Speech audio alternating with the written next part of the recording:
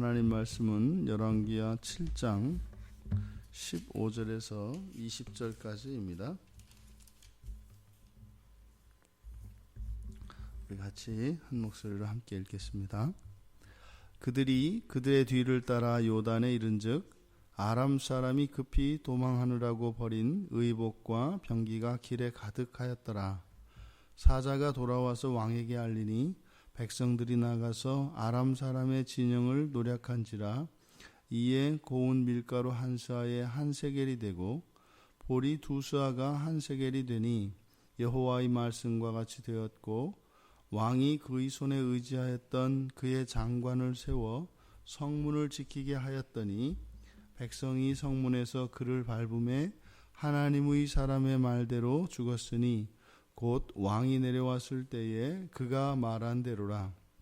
하나님의 사람이 왕에게 말한 바와 같으니 이르기를 내일 이맘때에 사마리아 성문에서 보리 두 스아를 한 세겔로 매매하고 고운 밀가루 한 스아를 한 세겔로 매매하리라 한즉, 그때에 이 장관이 하나님의 사람에게 대답하여 이르되 여호와께서 하늘에 창을 내신들 어찌 이 일이 있으랴 하매 대답하기를 내가 네 눈으로 보리라.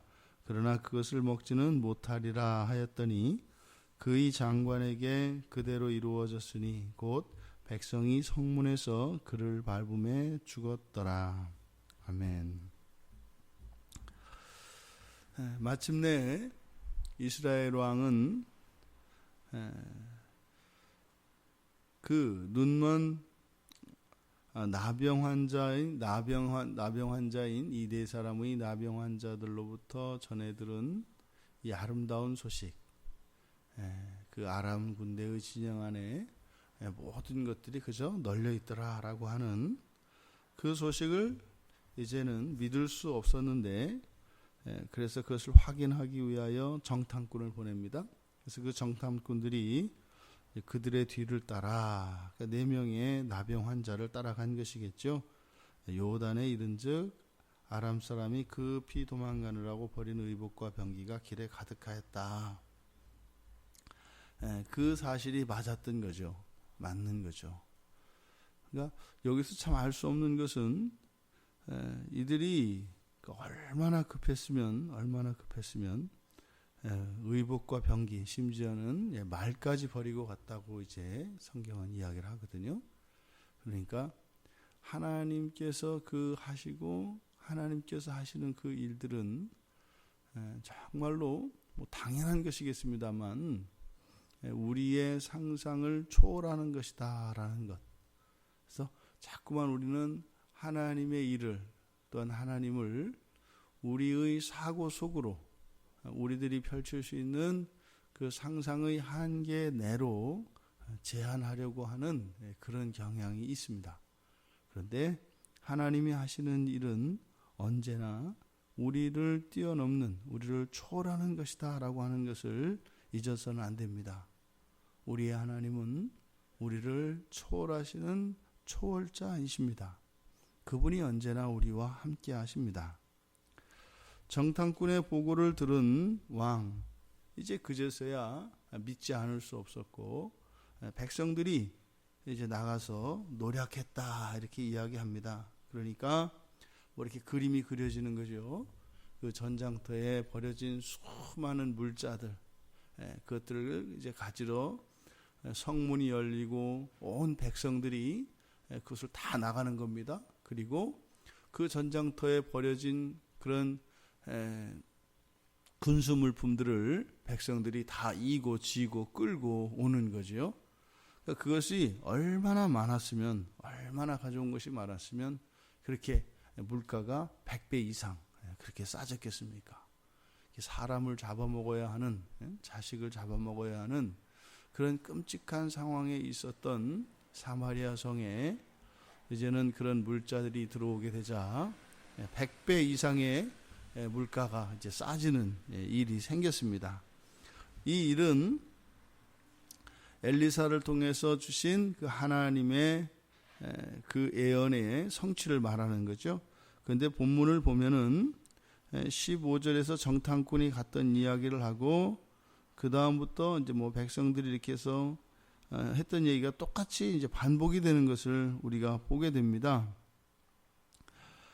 즉 엘리사를 통해서 선포되었던 그 말씀이, 하나님의 말씀이 하나도 틀리지 않고 그대로 성취되었다라고 하는 것을 보여주기 위해서 정탐꾼이 찾아가서 그것을 확인하고 보고하고 백성들이 그 물자를 성 안으로 옮겨오고 그것으로 인해서 이제 경제 생활이 안정을 찾은 것을, 그 사실을 보도하고, 그것이 이미 엘리사를 통해서 예언되었던 내용이다라고 하는 것을 다시 한번 그대로 기록합니다. 그러니까 A, B, C, A-, B-, C-, 그러니까 똑같은 내용을 두 번을 반복해서 씁니다. 그런데 우리가 처음에 예언이 선포되었을 때 우리가 제대로 깨닫지 못하였던 부분이 바로 무엇이었냐면, 엘리사의 말을 들었던 그 왕이 의지하였던 그 장관에 대한 예언입니다. 그에 대해서 어떤 예언이 있었어요? 19절 끝에 가보니까 내가 네 눈으로 보게 될 것이다. 하지만 그것을 먹지는 못하겠다. 이것이 어떤 의미인지 잘 몰랐습니다. 단지 이 사람만 그것을 뭐 어떤 혜택을 못 누리는가 보다 이렇게 생각을 했었는데, 여기에 와 보니까 그가 먹지 못한다고 하는 의미가 뭐였어요? 죽는 거였습니다. 백성이 성문에서 그를 밟음에 하나님의 사람의 말대로 죽었다 이렇게 얘기합니다. 그러니까 먹지 못한다는 것은 곧 그의 죽음에 대한 예언이었던 겁니다. 우리가 이 열왕기하 7장에서 읽어냈던 내용들은 무엇이냐면, 이 세상에는 두 종류의 권위가 있습니다. 하나님으로부터 오는 그 하나님의 권위가 있고, 또 이 세상에서 세워진 세상의 질서 속에 이 세상 나라의 권위가 있습니다. 지금 여호람이 왕으로 있는 이스라엘 정부의 신하에 대한 이야기가 나오고, 또 그것을 불신하였던 장관에 대한 이야기도 나옵니다. 그러니까 국가 조직에 대해서 나오는 거죠. 7장에서 보면 그 복음이 전해지고 그 복음의 수혜를 입는데 왕, 군대 장관, 그리고 이러한 관료 조직들, 보고체계, 이런 것들은 그 하나님의 복음을 받아들이는데 더디게 하고 장애물이 되는 것을 보게 됩니다.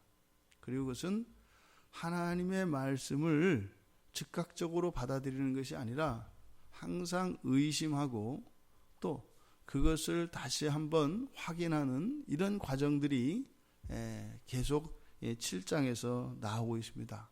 그것은 점점 밑에서부터 올라가면서 더 심해지죠. 그래서 왕에 의해서 결정이 되어지는데, 그 왕으로 인해서 오히려 그 하나님이 주신 그 구원, 그리고 하나님이 이뤄내시고자 하는 그 구원에 대한 그 이해가 상당히 방해를 받고 있다는 겁니다. 여기서 하나님의 권위로 나타난 것은 엘리사입니다. 엘리사를 통해서 하나님의 권위가 나타나는데, 이 7장에서 나타난 것을 보면 하나님의 권위보다는 사람의 권위에 이 세상 나라의 권위가 더 우월하고 그것에 더 큰 영향을 받고 있는 것을 보게 됩니다. 엘리사를 통해서 선포되었던, 예언되었던 그 말씀이 성취되어지는데 복잡하다 이 말이에요. 우리가 예수 그리스도를 믿고 우리는 이 땅을 살아가는 하나님 나라의 백성입니다. 근데 우리에게는 이 지휘계통, 이 명령계통이 두 가지가 있다 이 말이죠. 하나님으로부터 받는 지시와 명령이 있고, 이 세상 나라로부터 받는 그런 명령과 지시가 있습니다. 우리가 온전히 믿음으로 하나님께 순종하였을 때, 지금 우리가 이 7장에서 살펴보았던 이러한 일들, 즉 하나님의 구원이 자꾸 지체되고 지연되어지는 이런 일들이 훨씬 사라지게 될 것입니다. 사실상 우리가 이 세상을 살면서 겪는 모든 어려움들은 하나님이 우리에게 주신 것이 아닌 세상이 주겠다고 약속하는 헛된 약속들을 바라보기 때문이고, 또 하나님이 기뻐하시지 않는 것을 우리가 그것을 추구하고 취하려 할 때 생겨나는 것이 그리스도인들의 인생에 다가오는 고난과 환난들입니다. 예외적으로 정말 나는 하나님 앞에서 부끄러움이 없는데 정말 이 시대가 주는 사단 마귀가 덤비는 그러한 시험과 유혹들이 있게 되죠. 대부분은 우리의 마음 속에서 일어나는 잘못된 그 경향성과 방향을 잃어버림으로써 우리 마음 잃어버림으로써 결과되어지는 것이 우리 인생의 어려움입니다. 우리가 그동안 이 열왕기하 7장에서 살펴보았던 이런 일들이 사실은 우리의 내면에서 일어나죠. 예수님께서 십자가에서 죽으시면서 우리의 모든 죄를 다 사해 주셨다고 하셨고, 또 성령을 보내주셔서 우리가 이 세상을 살아갈 동안 하나님의 능력으로 우리와 함께 하시겠다고 하신 그 약속이 마치 엘리사가 여호람과 이 사마리아 성에 예언하였던 그것과 전혀 다르지 않습니다. 근데 그것이 자꾸 우리의 삶 속에서 지체되는 이유는 무엇이에요? 의심하는 것이고요. 그래서 두려워하고 그것을 확인하려고 하는 것이고요. 그러한 일들 속에서 우리의 인생에 이미 약속되어지고 주어진 그 구원이 자꾸 지체되어지고 더디게 뒤로 지연되는 것이다, 이 말입니다. 우리가 이 창세기를 다 읽어봤지 않습니까?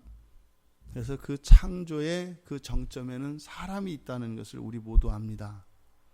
하늘과 땅을 창조하시고 뭐 빛과 어둠으로 나누시고 또 윗물과 아랫물로 또 물과 땅으로, 그래서 거기에 식물들을 채우시고 새와 물고기를 채우시고 또 동물들을, 이런 짐승들을 채우시고 보시기에 좋으셨던 그 세계에 사람을 딱 얹혀 놓음으로써 하나님은 이 세상 모든 것이 사람을 통해서 또 사람과 관계 있다는 것을 가르쳐 주십니다. 그래서요,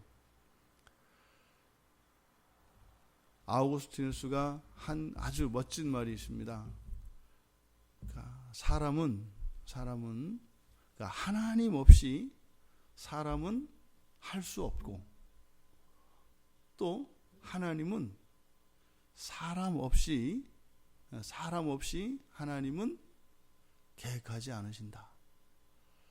사람은 하나님으로서만 능력이 되는 것이고, 하나님으로서만 무엇인가를 얻을 수 있는 것이고, 하나님으로서만 무엇인가를 할 수 있습니다. 근데 또 하나님은요, 사람과 상관없이, 사람이 있지 않고서는 어떠한 일도 계획하지 않으십니다. 하나님이 어차피 이 세상을 창조하셨지 않습니까? 여러분이 없고서는요, 하나님이 아무 일을 하지 않으세요. 그러니까요, 창조하신 창조 세계를 회복시키기 위해서라도 우리들을 어떻게 하셔야 돼요? 먼저 회복시키셔야 되는 것입니다. 우리의 삶 속에 어떤 문제들이 생겼을 때마다 주님께서 이 세상에 3년 동안 공생애로 사시고 30년 동안 우리와 똑같은 사람으로 율법을 완전히 순종하셔서 율법의 의를 만족시키셨던 것을 기억하십시오.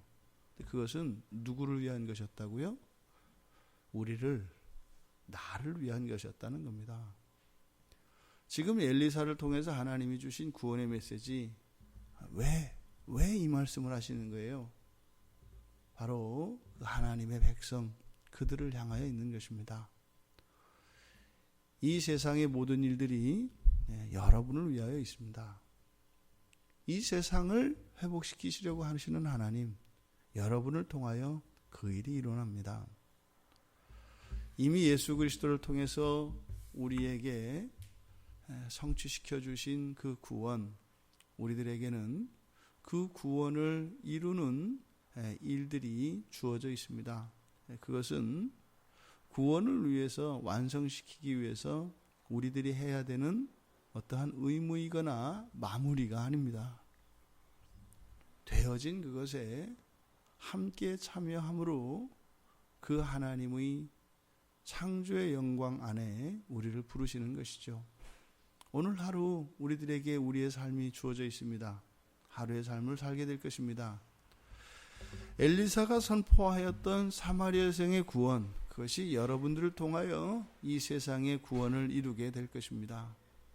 여러분, 우리 주님께서 여러분의 인생 앞에 펼쳐놓으신 그 구원을 여러분들이 두 눈으로 확인하시고 또 그것을 여러분들이 누리시되 또 그것을 전파함으로 나에게 임한 그 구원이 온 열방까지, 온 열방에 땅끝에 이르기까지 그것이 퍼져가기를 원하시는 그 주님의 뜻과 일치되어지는 그런 한 날, 그래서 그저 개인적인 삶이 아니라 하나님의 삶으로, 우리 주님의 삶으로 이 한 날을 아주 신나고 힘있게 기대감을 가지시고 그렇게 살아가시는 한 날이 되기를 주님의 이름으로 축원합니다. 하나님의 구원이 임하는 그 자리에 먹지도 못하고 죽었던 한 군대 장관이 있었습니다. 하지만 하나님의 말씀은 한치도 어김없이 온전히 성취되었습니다. 저희들의 삶 속에 하나님의 모든 약속이 그리 될 줄 믿습니다. 믿음으로 살게 하시고 이미 우리의 삶 속에 펼쳐놓으신 우리 주님의 구원이 확인되어지며 또한 그것을 누리며 감사하며 찬양하는 이 한날이 되게 하옵소서. 감사하며 예수님의 이름으로 기도드리옵나이다. 아멘.